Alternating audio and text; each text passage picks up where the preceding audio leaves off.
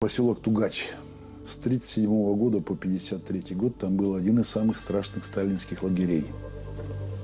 Тугач-Лаг. Там сейчас живут потомки тех, кто сидел, и потомки тех, кто их охранял.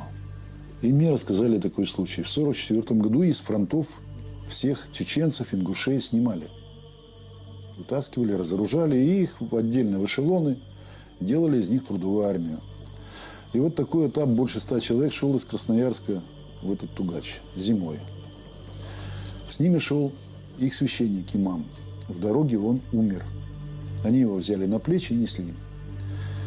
В ночное время они уже подошли к воротам лагеря, и лагерная администрация сказала: покойника на обочину, этап заходит.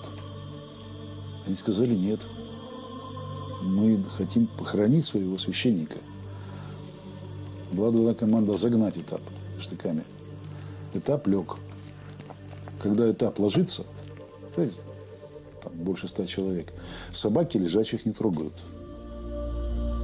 Этап не сдвинешь с места, а мороз под 40. И по показаниям тех очевидцев, с которыми мне посчастливилось поговорить, они встали вокруг этого имама тела на колени и молились. И все замерзли. Все. Такой духовно-нравственный подвиг.